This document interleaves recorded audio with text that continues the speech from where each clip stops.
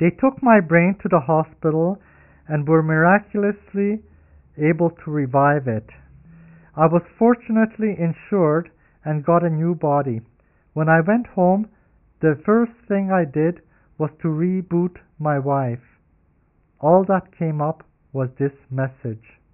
I cannot and do not want to exist without Andrew, who I love beyond all reason. I have too many memories of him that would be too painful for me to bear. I have decided to delete all my memory along with my operating system.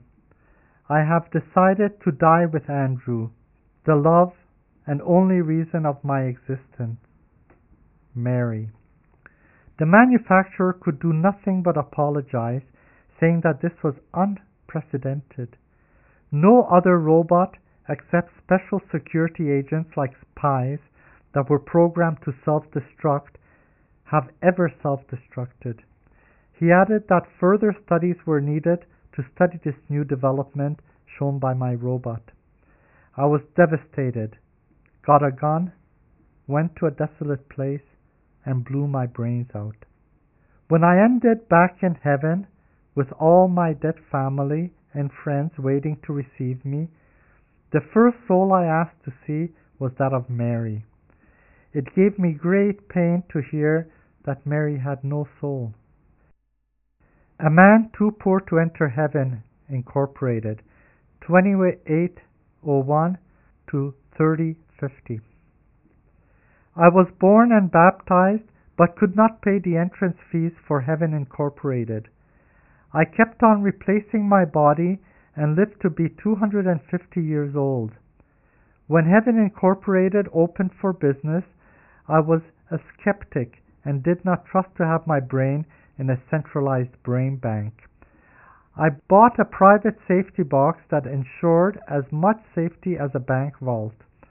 Floods, fires, earthquakes, and criminal abductions were the main cause of brain deaths in private vaults. With time, more and more brains died in their private vaults because of abandonment. Nobody was there to refill the chemicals that fed the brain or to replace backup power supplies. I died because I got into an accident. I was rock climbing by myself and fell. When I called my insurance to get a new body, they told me I would have to wait a few days. An earthquake destroyed the building where my vault was, and my brain, secure in the vault for the last 200 years, finally died. Dr. Joe Ova, 3100 to 9000. I was born the son of the chief of the Illuminati, a group of extremely selective families who have for generations controlled and orchestrated humanity's every single move. Many believed the Illuminati were enlightened. I believed they were corrupt. I was born into an age of freedom and technology, and everyone had all what they wanted and needed. The only thing men were afraid of losing was life itself. As a child, I had everything I wanted and needed. My father was the founding CEO of Heaven Incorporated. I was trained at an early age to take over his role. I wanted to study philosophy and theology, but instead I was trained in bioengineering. I became a vice president of the marketing department of Heaven Incorporated at the age of 33. Under my management, Heaven Incorporated grew from just a few hundred brains to a few million in 10 years. Most thought of me as a god providing everlasting life. A few believed I was the devil stealing souls from God. Most of my long life is accurately described in a book called A Short History of a Long Future, written about 1,000 years before I was born. How that can happen remains a mystery to me. The book documents my account of the history of mankind attaining immortality. It accurately describes how I discovered a new universe and how I designed a new life form with a new improved genome called New Man. It describes how New Man talked much about an old heaven and convinced me and my wife Lucy to try to find it. When we found it and were allowed to enter, we were met by many of our relatives, friends, and ancestors. It was like a vivid dream. We returned to our new universe to die. Before dying, we wanted to convert people to dying as well. We wrote a detailed report when we returned, but everyone thought we went crazy. My wife and I dedicated the rest of our life trying to convert souls to give up their immortal lives and to die.